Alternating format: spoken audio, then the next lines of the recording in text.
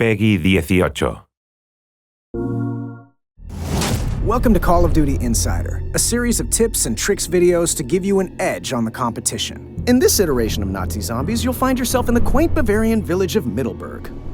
Look at this place. There's a toy shop, a town cobbler, a beer garden, and an enormous underground laboratory built by Dr. Straub to bring about the final Reich with his legions of Nazi zombies.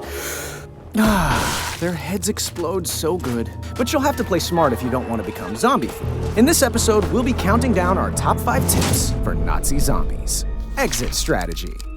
You'll want to spend your first few matches getting the lay of the land. As you start to open up new parts of the map, take note of how the different locations connect to one another. That way you can always have an escape route planned if things get hairy. Knowing how to get around will also help you complete new objectives, which will unlock new escape routes and new areas. Fistful of Jolps. Jolts are your currency in this iteration of Nazi zombies. You get jolts for killing zombies, and you need jolts to buy, well, pretty much everything. It may be tempting to spend your excess jolts on every shiny new gun you see mounted to the wall, but try to be frugal. You never know when you're going to need those jolts to open a gate, or set a trap. You'll also want to keep those jolts evenly distributed. You can do this by dropping jolts for your teammates. Here you go. One for you, and one for you. One more tip to help you get the most jolts for your kills in the early rounds. If you pump 2 rounds into a zombie's chest and follow it up with a melee attack, you'll earn twice as many jolts with that combo. Perks of the job. As you play, you'll notice machines scattered around the map called blitz machines that will give you perks in exchange for jolts. They're a bit pricey, so you may want to skip them at first. However, these perks will come in handy later on. Stamina Up, for example, greatly increases your sprint duration. You'll want to start collecting these perks as soon as you can afford them. Once you buy one, you'll have it until death do you part. Loadouts. In Nazi Zombies, your loadout consists of your special, your mods, your equipment, and your starting weapon. The more you play zombies, the more XP and Raven Research tokens you'll earn.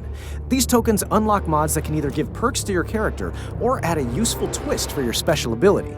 You can equip up to 3 mods at a time. What are special abilities, you ask? Let's say these zombies are getting a little too clingy. Pop Shell Shock to push them back. Aw, look at them. They don't even know what's going on. Tired of limited ammo? Pop Free Fire and upgrade to an unlimited bullet plan. Ever want to revive your teammates without all the attention? Pop Camouflage and move around undetected. Not getting enough attention? Pop Frontline and start kiting. Speaking of, let's go fly a kite. Kiting is probably the most valuable skill you will need to master to be successful in Nazi Zombies. So, what the hell is kiting? Well, see how this guy is dragging a mob of zombies behind him? Kind of like a kite?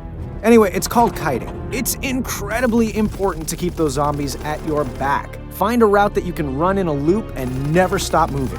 When you have a mob behind you, you'll be able to turn around and pick them off while you back away from them. Kiting is the most useful at the end of a round, when most of the zombies are dead.